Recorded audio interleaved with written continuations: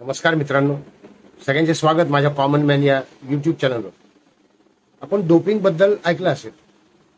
डोपिंगमध्ये काही खेळाडू दोषी आढळतात तपासणीमध्ये आणि त्यांच्यावर बंदी घातली जाते किंवा त्यांच्यावर त्या खेळाडूवर कारवाई होते. तर हे डोपिंग कशाकरता असतं? हे डोपिंग याचा अर्थ असा की विशिष्ट खेळ खेळताना, म्हणजे त्यात सगळे खेळ आले जे आंतरराष्ट्रीय दर्जाचे खेळ आहेत त्यांचे खेळले जातात, जे स्पर्धा राबवल्या जातात आंतरराष्ट्रीय पातळीवर, तर अशा खेळांमध्ये डोपिंग करणं हा एक मोठा गुन्हा मानला जातो. डोपिंगचा अर्थ असा आहे की एखादं उत्तेजक घेणे. उत्तेजक म्हणजे काय? तर आपल्याला अधिक चांगलं परफॉर्म करण्यासाठी किंवा अधिक चांगला खेळ करण्यासाठी कृत्रिमरित्या काही औषधं घेऊन, जी मादक द्रव्य या सदरात देखील मोडू शकतात, अशी औषधे घेऊन स्वतःची मानसिक आणि शारीरिक क्षमता वाढवणे, म्हणजे ही उत्तेजके म्हणूयात आपण.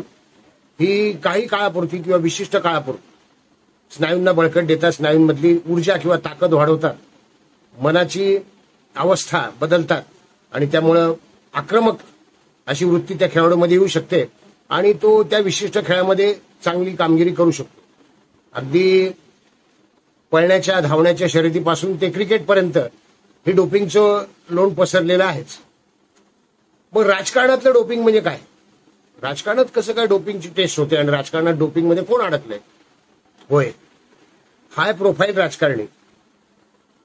राजकारण्यांना डोपिंगची चाचणी द्यावी लागते का, असा प्रश्न पहिला आपल्या मनात येईल की राजकारणी कधी देतात डोपिंगची चाचणी आणि ते डोपिंग का करत असतील? स्वाभाविक आहे. बघा मित्रांनो, मगाशी मी सांगितलं डोपिंग म्हणजे काय, तर आपल्याला उत्तेजित करणाऱ्या काही गोष्टी किंवा मादक द्रव्य म्हणूयात किंवा काही केमिकल्स जे औषधाच्या द्वारे, गोळीच्या द्वारे म्हणजे इंजेक्शनच्या द्वारे आपण पोटात घेतले की आपल्याला तात्पुरती ऊर्जा प्राप्त होते, शारीरिक मानसिक क्षमता खूप वाढते आणि आपण चांगला परफॉर्मन्स करू शकतो, जास्तीत जास्त यश मिळवू शकतो त्या विशिष्ट खेळामध्ये. तसंच आहे राजकारणात. तुम्हाला एक शपथ घेतात, एक माहिती असेल. प्रत्येक आमदार खासदार हा पदग्रहण करण्याच्या वेळा, मंत्री पदग्रहण करण्याच्या वेळा शपथ घेतात आणि त्या शपथेमध्ये असतं की मी शपथ घेतो की मग ते नाव आणि माझ्यावर जी जबाबदारी सोपवली गेली आहे ती जबाबदारी मी कुठलाही भेदभाव न करता पाळीन.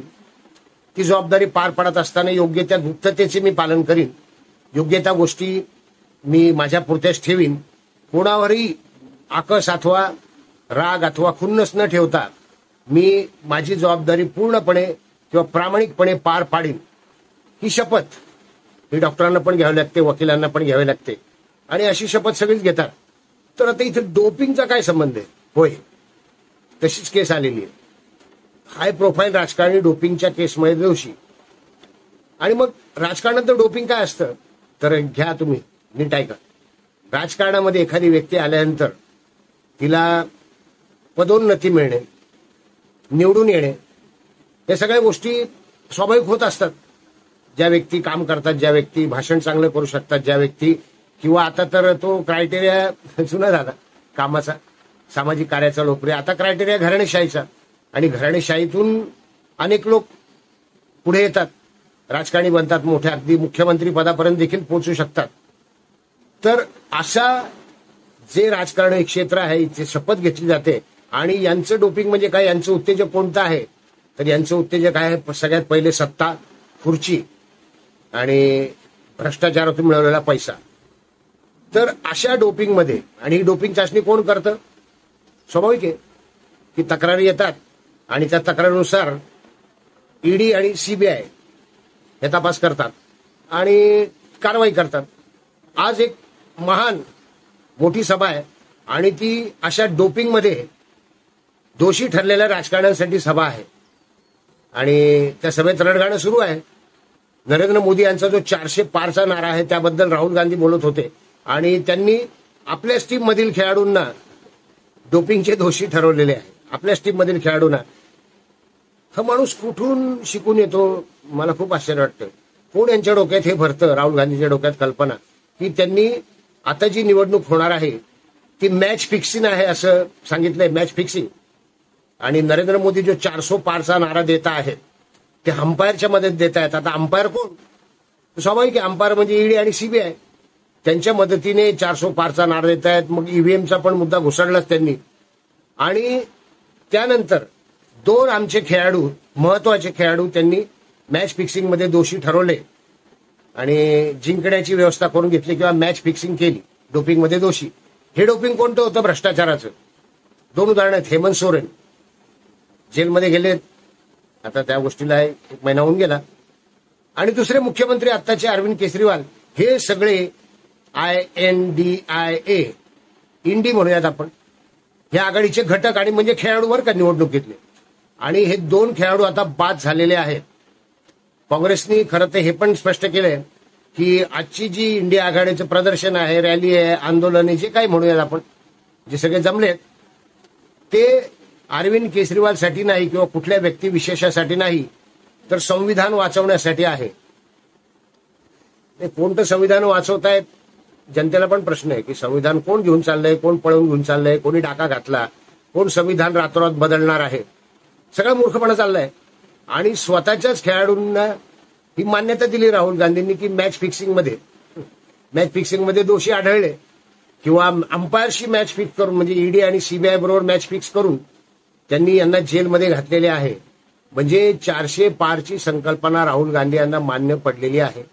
फक्त आता त्यांचा असा आरोप असेल की 400 पार जर झालेच तर नेहमीच आहे नाचता येणं अंगण वाकड्यासारखं की आमचे 2 खेळाडू बाद झाले होते. अरविंद केजरीवालला लोकशाहीमध्ये काय किंमत आहे, लोकसभेमध्ये त्यांचे किती खासदार आहेत, विविध राज्यांमध्ये त्यांचे किती खासदार आहेत, गुजरातमध्ये विधानसभेत त्यांनी कसा सपाटून मार खाल्ला, मागच्या वेळी लोकसभेच्या निवडणुकात कसा मार खाल्ला, हे सगळे राहुल गांधी विसरलेले आहेत. आणि दुसरे हेमंत सोरेन, झारखंड सारख्या छोट्या राज्याचे म्हणूयात आपण, हे 2 खेळाडू अटक झालेले आहेत. डोपिंग टेस्ट म्हणजे काय की भ्रष्टाचार, भरपूर पैसा कमवण्याची ही डोपिंग टेस्ट आहे. आणि त्या डोपिंग टेस्टमध्ये दोषी आढळणारच, कारण भ्रष्टाचार केलेला आहे. राजकारणातली डोपिंग म्हणजे भ्रष्टाचार आहे. आणि तो भ्रष्टाचार सिद्ध होतोय. आता कोर्टात जामिनासाठी अर्ज चाललेले, तारखा पडतायत आणि ईडी आणि संबंधित तपास यंत्रणांकडे भक्कम पुरावे आहेत. आता लवकरच 2 काय, मला वाटतं सगळेच खेळाडू वेगळ्या कारणाखाली दोषी ठरतील किंवा काही खेळाडू मॅच सोडून निघून जातील आणि एकंदरीत आघाडीचा सुपडा साफ आहे. भेटत नवीन व्हिडिओत कॉमन मॅनसह.